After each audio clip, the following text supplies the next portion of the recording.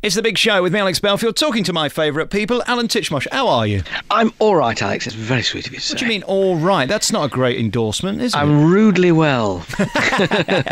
Well, listen, we've caught up a few times this year. As I saw you at Chelsea, you were looking good then. You were all dressed up in a suit, and you've been ever so busy. And that chat show of yours, I rather like. It's interesting and it moves quickly, and you have good guests on. Congratulations. Well, thank you very much. Yes, it won't detain you too long if there's something on you don't like. Wait, rather like Frank Sinatra said, if you don't like the weather in Britain, wait a couple of minutes. It's good because, I mean, you get the best of them, really, don't you? And that's always nice when people want to come on your show. Instead, unlike me, I have to beg and plead. Oh, no. I think it's the same everywhere, really. You just hope you get some decently engaging people. I mean, I'm not, it's not so much just getting big names. It's getting people that are interesting. I mean, I had on the other day the chap from Dominic Brunt, who's the Paddy the vet in Emmerdale, a soap actor. And sometimes you think, oh, gosh, another soap star. And Dominic was an absolute star. He was wonderfully funny and amusing and engaging. And it doesn't matter who they are. If they're good contributors and they're good fun and people want to watch them, then that's all you ask, really. It's just that they should be enjoyable. Do you enjoy doing it? Love it. I mean, I've always liked talking to folk and listening to folk, which I think is quite important in a chat show. It's not always your chat they want, it's your guests' chat. And I've always just been generally interested in people. So to get the opportunity, at 5 o'clock every day to sit down for an hour and have all kinds of different guests on, whether it's in the world of music or theatre or telly or whatever, is a great treat. How much of your day and week does it take up? Because obviously it's on every day at 5 o'clock. It is. It runs. It sort of started at the end of September and it runs until just before Christmas. So I sort of do 3-month chunks, and then I'm back again in March through to May. So it sort of comes in seasons, which means that I can do the writing in between times and in the morning as well before I go in. 5 o'clock's quite a nice time of day to work, in that you can get your bits of correspondence and columns and things written in the morning, and then go in and do the programme of the day. And that pesky Paul O'Grady's not up against you anymore, so there is that. No, but I do get Weakest Link, Escape to the Country and Come Dine With Me, which is they're quite tough. The thing is, I think it's quite a tricky slot, 5 o'clock, actually, because the people are very habit-forming at that time. Well, it's any time of day, I suppose, but particularly at 5 o'clock, which is sort of tea time. And shows like those that run all the year round are quite difficult when you're a 3-monther, or a 12-weeker. You're breaking into it, and people say, oh, we always watch that at this time. So my, challenge is to make, well, why don't you just come have a look at this, at 5 o'clock on ITV. They've been trying different people out in your slot and also at 3 o'clock. I think it proves how difficult it is to make yourself look comfortable on TV. I think it probably works in your favour, all these different people trying to fill in. Well, it's very nice of you to say. I mean, I suppose I've been at it for quite a while now, and I kind of know to be myself and not to put on the airs and graces and just enjoy it and try and let the guests speak, really, and just really try and give people an hour's worth of entertaining TV. Are there some guests, though, when it does go well, that you wish you'd got another half an hour to talk to them? Oh, yes, and that's quite frustrating. But then, you get the odd one that you think, oh, gosh, another 3 minutes. But not many, now and again. So I try not to leave the audience short-changed, but at the same time, perhaps just wanting a little bit more, because that means that it's gone well. Had my hero on yesterday, one of them, Michael Parkinson. He's got a new book out at the moment. Yes, and talking to interviewers is always a bit difficult because you know when I'm making my mistakes, don't you? No, but I think as interviewers, we would always rather interview than be interviewed. Yes. In that when you're being interviewed, you just hear yourself droning on. Whereas you can let somebody else be interesting and exciting, when you're interviewing. We do this once a year where we do a proper interview, and then I seem to meet you at all different things in between. Things that have happened in your year that we might not know about that are interesting. Has anything interesting happened this year, Alan Titchmarsh? Well, my eldest daughter got married, which was rather nice. Oh, there you go. That was a domestic thing, but a lovely day in July. Very happy. Did you wear a hat? I wore a top hat and tails, and we all looked terribly smart. And we had the reception in the garden, and the sun shone, and she's married a nice lad. So it's lovely. Very nice. I need to retire. I tell you why. I remember sat in the back of a car with you driving from Leicester to Nottingham or something, and you were telling me that for the first time she'd got a boyfriend and you didn't know whether to kill him or embrace it. My God, these years keep flying by. They do. I'm not a grandfather yet, though, so that's the next. That's the next. Hello, next year's interview. In terms of giving her away, did you see it as that or gaining a son? I think it was lovely because he's a lovely chap, and in a way it is, you are gaining a son-in-law. on the day, it was just the most happy and delightful of days. It was very interesting. The following morning, the Sunday morning, I was sitting in the garden because it was sunny again, and I was sitting out there with a cup of coffee, and I suddenly had this great shaft of realisation that I wouldn't be the first man she rang. Mm-hmm. And that's a little moment, but it's the way of life, and you have to get used to it. But so it's a kind of bittersweet in a way, but that's the way of the world. We're back with Alan Titchmarsh on your favourite local radio station. It's Alex Belfield talking to the man from West Yorkshire. Do you still have a garden? Do you do gardening anymore, by the way? Oh, I do. I get mucky every day when I'm at home. Yeah, and I always go out every morning if I have to leave and go and do telly or whatever, to have a look at it and a prowl round. Exactly. I'm just going to look around the estate. And no, of course I do. I mean, I still write about gardening every week.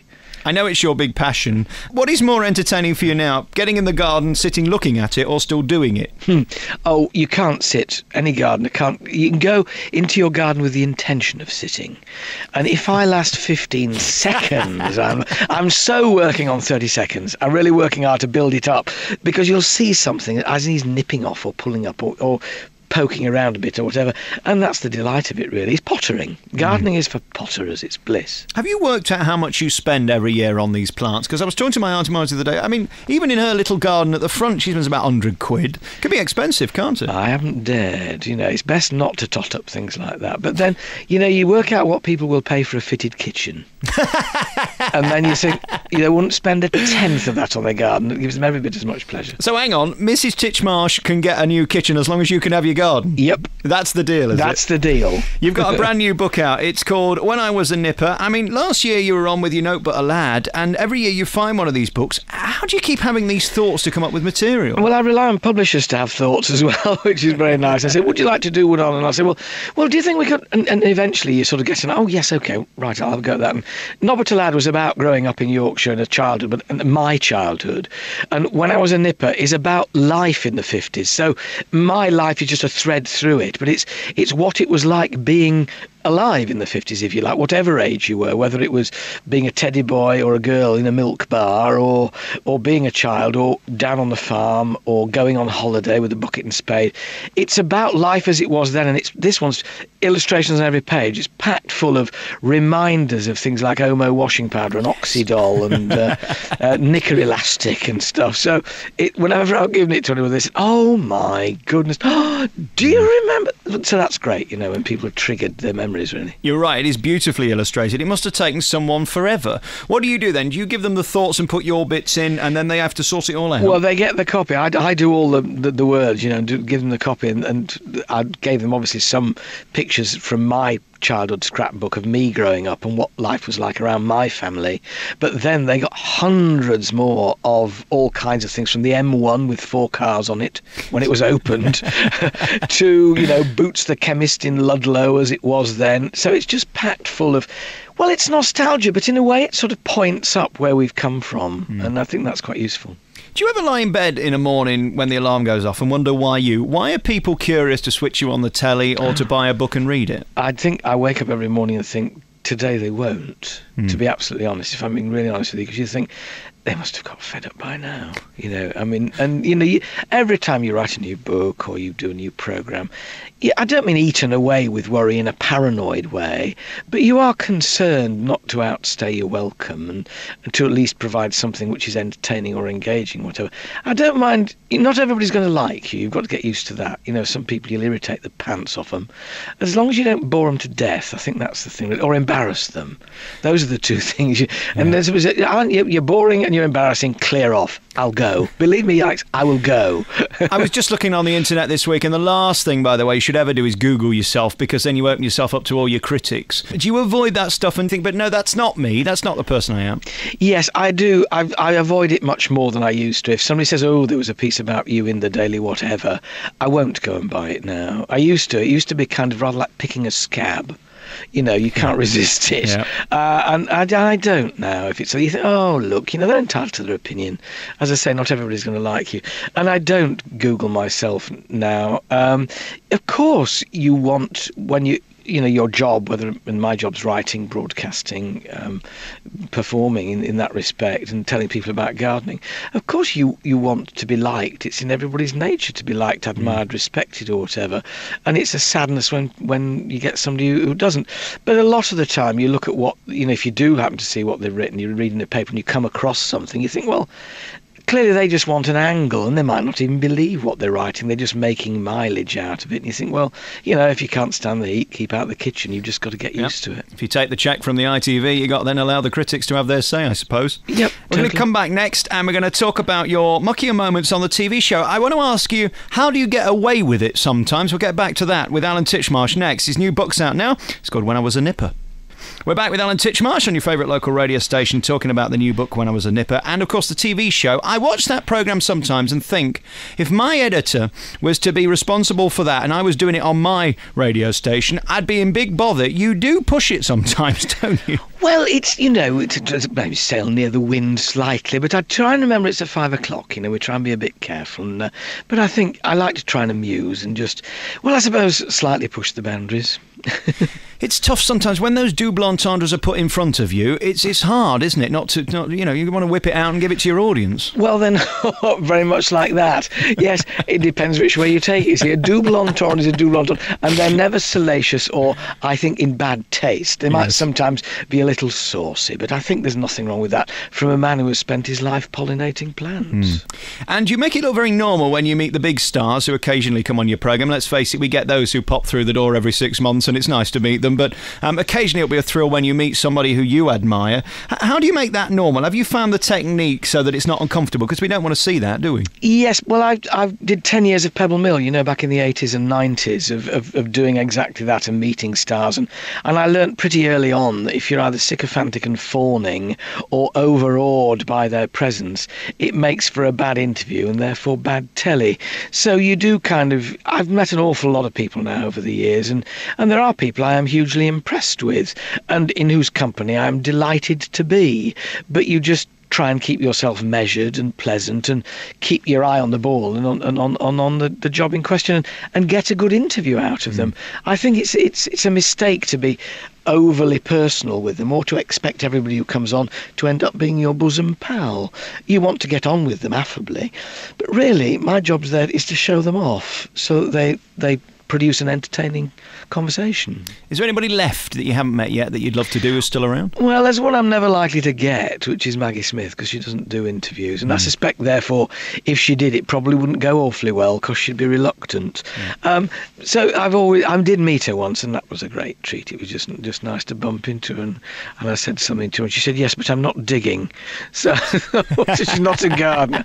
But I've met folk who are era, the likes of Alan Bennett. And I remember years ago interviewing Dirk Bogarde, whom I greatly admired. And I know Alan that is a friend, but Dirk Bogarde was an acquaintance. But it was just an extremely good interview in that he was forthcoming, and I enjoyed the conversation. And I think that's what you get most out of on the show. Whether it's a famous person or someone who isn't terribly well known, you just want a bit of good natter, I was told by Parker yesterday that David Frost will say when you're on the phone, I'll have to go because Barack's on the line. Are you a number swapper? Are you in with the celebs? Do you try and be friends? No, I think I mentioned Alan, but he's one of very, very few. I've perhaps got 3 or 4 people who I'd regard as close friends in the business.